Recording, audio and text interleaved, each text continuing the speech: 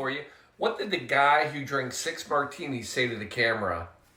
It's season 3, episode 13 is what he said. I haven't had that many. Did I? Okay, here we go though. Folks, so it's funny. Facebook, it's a wonderful tool. I love it because it tells me when people's birthdays are. And that's just fantastic. And if I forgot a birthday, I apologize. But it's amazing. Here's what's really fun too. When you look at your memories, I can tell you this. Right now, every memory I get is a cocktail show I did a year ago. And this time, 1 year ago, it was season 1, episode 14. Yeah, we were 2 weeks in to the whole COVID thing. And we did the hurricane. Oh, I remember it like it was yesterday. When the winds we had last night and this week. Right? It was kind of a hurricane. Yeah, a little bit. But here we are. Folks, we're having fun tonight. Yeah, so, there's people. They're bitter out there. And I hate bitterness. So we're fixing bitter tonight. We're going to turn bitter into a cocktail. Yes, and it's quarantine cocktail show. And we're doing the pink gin. It sounds a little dirty. Well, I've had a few cocktails, so I mean, anything sounds dirty. But here we go. Folks, here it is. It's season 3, episode 13. Pink gin, quarantine style. Are you ready? Only business, monkey business. Here we go. Come with me. Yeah, let's do this. Folks, here it is. Yeah, look at this. Blue Monkey Quarantine. Oh, look at all this deliciousness.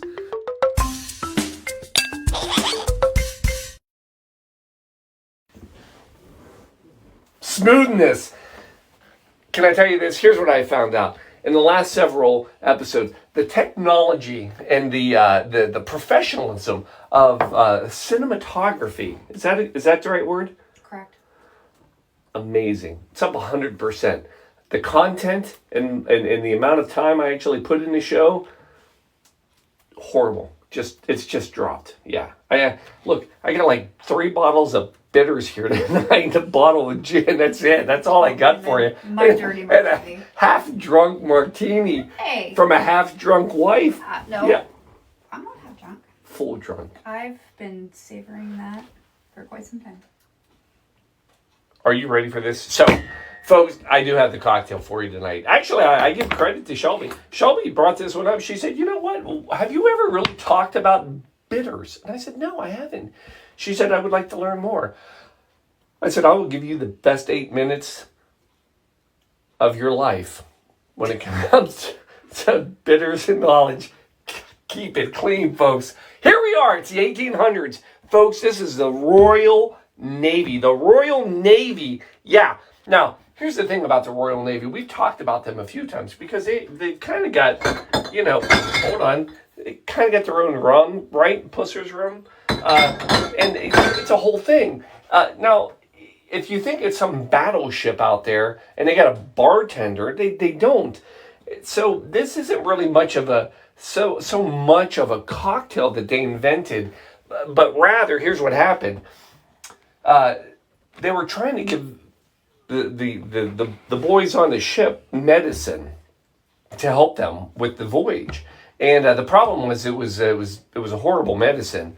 And then somebody, call it a happy accident, decided that, you know what, if you take this medicine and you mix it with, lo and behold, gin, it's not that bad. As a matter of fact, it's pretty darn delicious.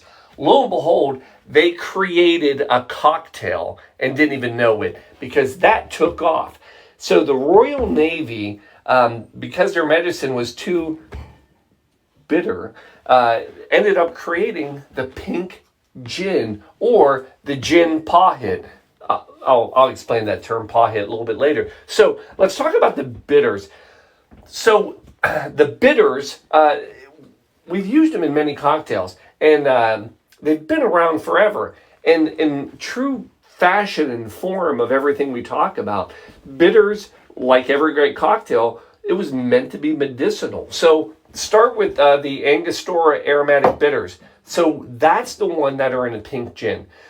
So this, the aromatic bitters, 1824, Johann Siegert, he's German.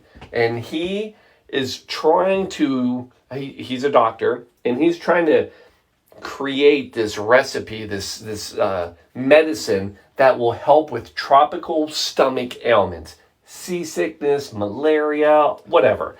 And he comes up with these bitters.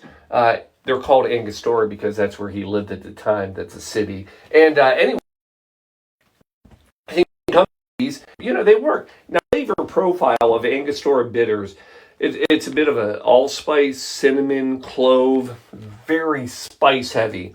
Now, another one that we've talked about, Peychaud's bitters. Now we're at like 1830. We're in New Orleans. Antoine Peychaud, because that's the name. Now, he's a pharmacist. He's running his own apothecary. How about remembering that word while I'm 6 martinis in? Yeah. So he's running his own apothecary, and he comes up with his own medicine. And this is, again, some cure-all of like, hey, this will take care of your headache, your whatever. And but the problem is again, it's bitter and nobody really likes it. So they start mixing it with bourbon, and this ultimately becomes the basis of any fantastic, wonderful Sazerac. Yeah, there it is. Go back to, so as far as, and then we've got orange bitters. So a lot of people will get these kind of mixed up. So Angostura, they make aromatic bitters. Angostura also makes orange bitters. They're very different. Orange bitters, different flavor profile. Oh, let me go back. Flavor profile, Peychaud's. That's more of it's a little sweeter, the two, and it's got a bit of a licorice mint flavor as the back note. Orange bitters actually come from oranges. Way to keep up. And but from the skins, the rinds of them, and but it's a bitter orange Curacao. We've talked about this, and this has been around from the late 1800s as well. As far as drinks go, you're going to find Angostura in the Pisco Sour, the Old Fashioned, the Manhattan, Peychaud's, the Sazerac, the Vieux Carré, yeah, baby, and then the orange bitters. A lot of people will misuse this. They'll throw it in anything that it says Angostura, but in fact, there's tiki drinks that will use the orange bitters, and then the most popular thing early on, this was actually where they would throw this in martinis. Paul, I could care less. Well, you know what? I don't care either. But let me tell you about this. Next step, tonight, we're going to make our own bitters. Yeah, this is easy. All you do is you get your herbs, your spices. By the way, yes. Go ahead and ask it. Herbs and spices. About what? I forgot. She asked earlier. She forgot. Do they have to be... Oh, dry or can they be fresh? Yeah, they can be dried or fresh. If you're going to use fresh, you use a little bit more. Dried, a little bit less, about half as much. And in fact, you can even use essential oils because this one likes the essential oils. Yeah. So anyway, they're so simple to make. All you do is gather all your herbs and spices, throw them into a jar, add some alcohol. You want 100 proof something. Typically you're going to use a grain alcohol or something that's kind of clear, less flavor, so that all of those come through. But you can use a whiskey, you can use a rum. And then you're going to let it sit for 25 days. So here's what we're going to do. We're going to pause the show. We're going to come back in 25 days. No, that's horrible. But every day, you put all this stuff in a jar. You shake it every day for 25 days. This is what you do. And at the end of 25 days, you strain it. So the alcohol part, you put into another jar. Then all the junk that's left over, you're going to put that in a pot. So we strain it, but then what we do is we're going to cook down in water all of the junk that's left over with an equal amount of water, and then we're going to strain that. And then you're going to let both of those sit for like another week, and then you can mix them, and then you have your bitters. And folks, these are potent. You're talking Angostura bitters. This is 44.7% alcohol, I think. I read it on the label. This is like 30 some percent. It's too small. And this is like 20 some percent. 28. So, I mean, these are heavy duty alcohols. Now, here's the thing. When I talk about these bitters tonight, these are non-potable bitters. You don't drink these up by themselves. Now, we have potable, drinkable bitters, which are like Campari, Fernet Branca. Boom, we have all these. Yo, there it is, Fernet Branca, right here. So those are bitters as well, but those are potable. They're kind of made a little differently. And go back to the bitters. Last thing I'll say, it's not, but the last thing I'm going to say right now before I make the damn drink is that you've got all sorts of other types of bitters. These may be the top three. You have celery bitters, very popular. You have citrus. So besides orange, you can have lemon and lime, grapefruit. By the way, if you're ever curious in the store which Angostura bitter to grab, so this one with the yellow cap, I always remember as the aromatic. And then the one with the orange cap is orange. I know, that was weak. But you also have, you can make spice bitters. Now, these are all made with spices, but you can make a straight up spice. One of the most popular back in the day was called Boker's. Boker's was a cardamom, straight up cardamom bitter. Yum. So you can make a cinnamon bitter. You can make, give me another spice. Nutmeg. Nutmeg. You can do a nutmeg spice. Yes, absolutely. And then you could do, the other popular one, chocolate. The cocoa bean, make a chocolate bitter. Anyway, that's enough. For God's sakes, Paul, make me a drink. I'm going to make you a drink. So, folks, this absolutely could be one of the simplest drinks we've ever made. We're something new tonight. Folks, look at this beauty. Yeah, that was a Christmas birthday present. Christmas. All right, so take your little crystal decanter and throw that there. There's not much to this, folks. This is coming in with gin. Oh, wait. Oh, do we have a recipe? Oh, my gosh. There you go. Oh, look at this. It's lovely. Oh, can I pet it? Yeah. So the pink gin, there's not much to it. You're coming in with a gin. Now, pick a gin you like because there is not much to this. I'm going to go with an Old Tom, and here's why I'm going with Old Tom. It's a little bit sweeter. And since it's all we're drinking tonight, this is what I'm going to go with. You can use any good and gin. Because your wife only likes that one. Well, she does enjoy this one. We're going to go 2 ounces per drink. So there's one, and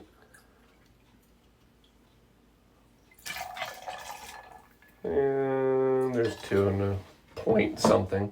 All right, and then the only other thing, so these bitters, those are demonstration only. This is Angostura Bitter Night. Here it is, aromatic. And you're going to come in with about 4 dashes per. So it's 1, 2, 3, 4, 5, 6, 7, 8. Folks, I would like to say I've made your whole drink, but there's one thing. And I got to tell you, I can't believe that they haven't come up with this yet. If you really want to make it, you know what I'm going to do? Babe, you know what I'm making? What? Stay tuned. I'm going to make the very first emergency bitters. Oh. I don't even know. I can't even believe it. I'm literally thinking of this right now. Folks, emergency. Saving lives, saving scurvy. I mean, all of it. Folks, it's 1,000 milligrams of vitamin C in a glass. Emergency, saving lives, and about to become its own bitter. And we're going to sprinkle a little bit of that right in here as well, because that's just deliciousness. And then,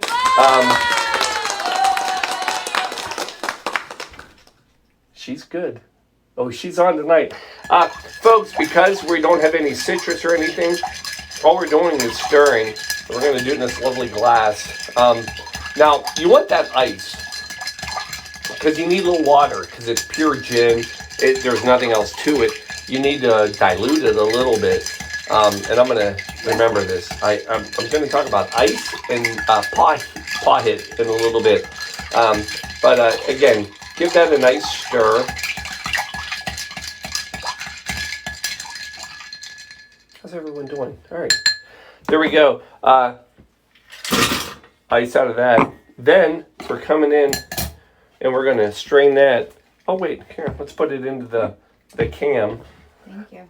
You're welcome, babe. Because I turned the recipe off. And then, oh, look at this.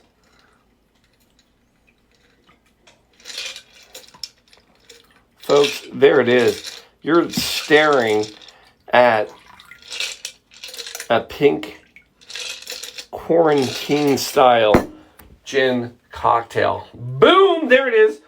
Garnish. Don't forget the garnish. We're coming in on this one. We're just going to go with a beautiful lemon. Now, what I'm going to do, that's too small, but I'll put that one in there. Hold on. Let's do better. We can do better. That's getting stingy.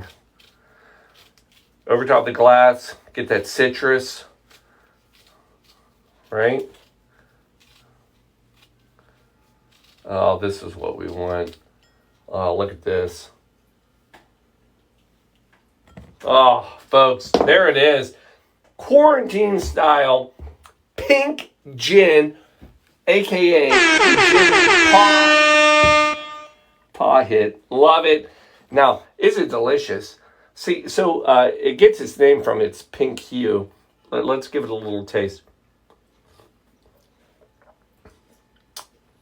Oh, all right, yes, love it. Here's the thing. This is, I mean, it's potent, but it's smooth because you get the hit of gin, but then there's this follow through of cloves and cinnamon and all this spice. I mean, if you ever want to test some different bitters, best way to do it is just throw it into either a clean martini or some gin, and you're going to get the flavor profile. Folks, I'm coming around here. Can we go main camera? Mm-hmm. Boom, here it is. Cheers.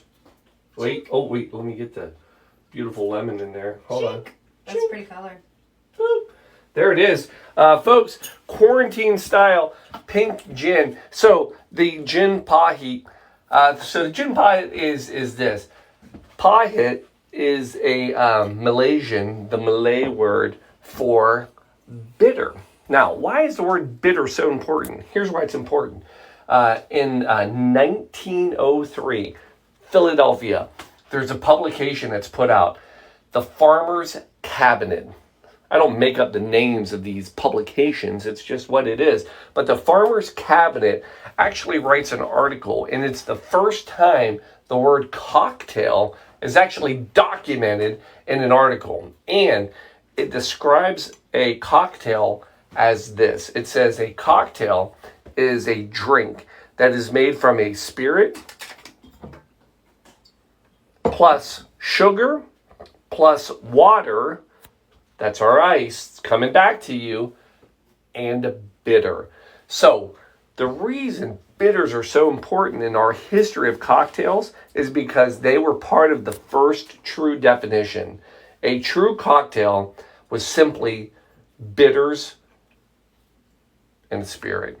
So with that, enjoy your pink gin, folks. Love you.